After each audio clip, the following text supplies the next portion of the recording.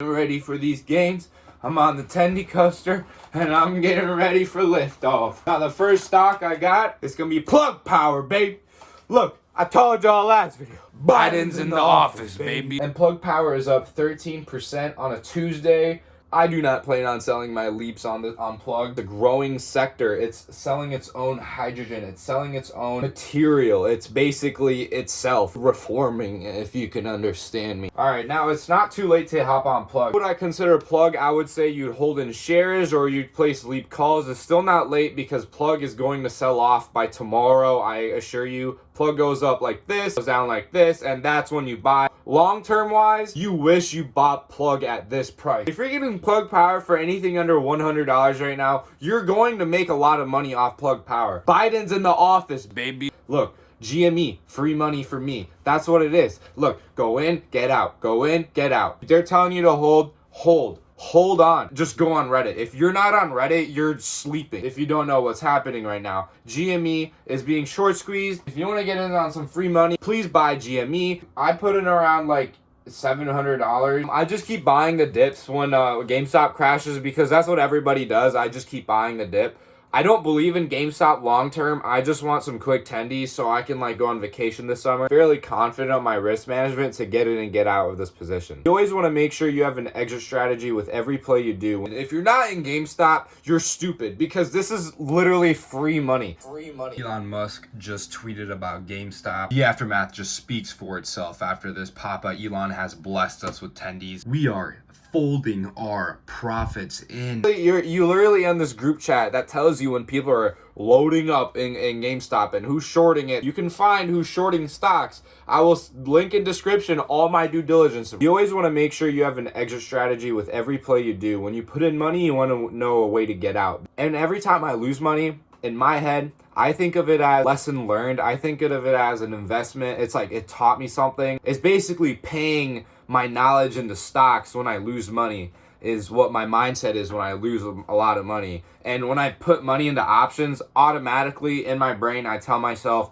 that money is gone. It is $0. It is not mine anymore. So you want to emotionally disconnect yourself when you're doing high volatile plays like these. You always want to make sure that you're staying safe and you're not harassing big brokerages and managers and telling them to off themselves and their kids. Next up, we got BlackBerry. It's just the next stock in Reddit. Honestly, people are just pumping, so I'm pumping and then I plan on dumping. And this is personally, I was on BlackBerry before this hype happened, so I'm pretty happy about this catalyst going on. And short sellers are scared. Short sellers, exiting their positions. All this hype, all this shit going on, I'm leveraging for my benefit. Basically, they're working with software, they're working with internet, they're going into AI, they're working in a new sector that I personally believe in for the future. BlackBerry really remodeled itself. In my eyes, if you have a lawyer that can beat Facebook and your patent's that strong, you have my respect. But since it's getting the hype right now, I have a short-term play instead of a long-term. I have 2 contracts for the 19th of February. One for 20, the other one for 19. I'm just looking for a quick increase of the premium and a quick flush cash. Good night streaks. I'm out of here. I also have 51 shares because I was loading up a while ago, but just loaded up some more on the dips. You never know what's going to happen. If we can just get a rise, I might just quickly exit out and put it into another company I believe in. Now, yet again, I do know that hedge funds are scared. They don't like the media. They don't like too much attention on a certain stock where it creates controversy. They just like to stay out of the drama scene, so they tend to favor stocks that are just underground, low key. Now, I like hearing other people's side of the story and other people's perspectives. That helps me open my mind up with trading. So if you guys have any comments or anything that you want to talk to me about, just leave one.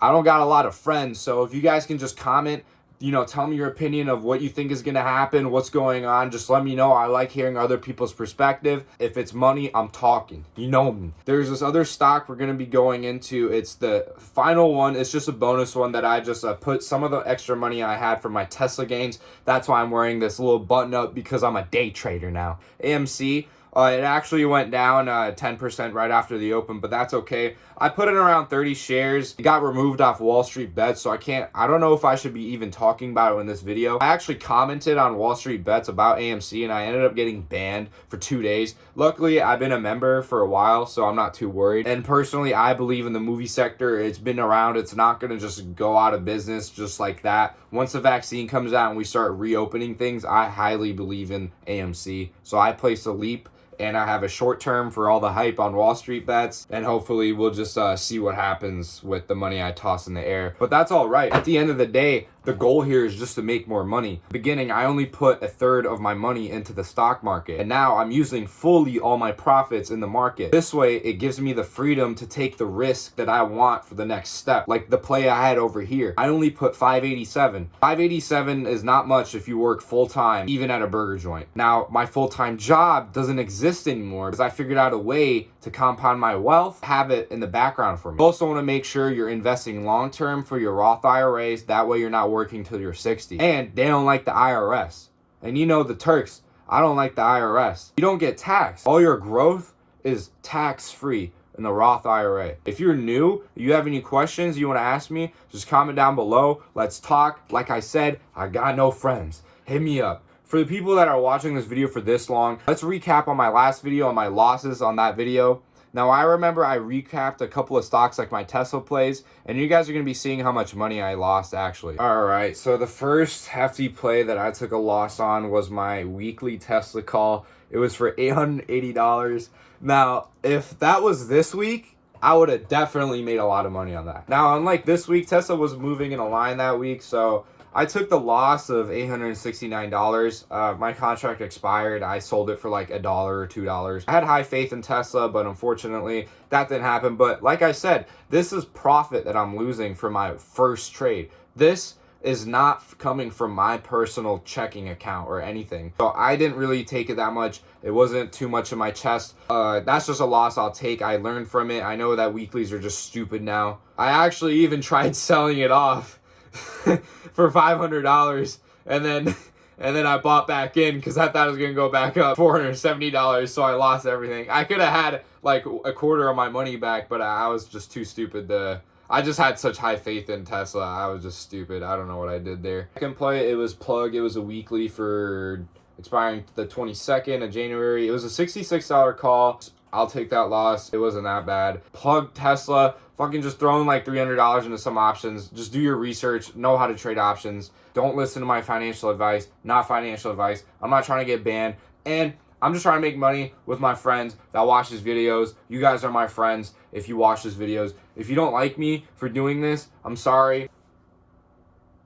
But I wish you guys luck in the market. And I don't want to get on the algorithm, so don't press that like button. We're trying to stay low-key here, not trying to get banned. Like I told you guys, I'm Turkish, I'm low-key, and I don't listen to the Greeks.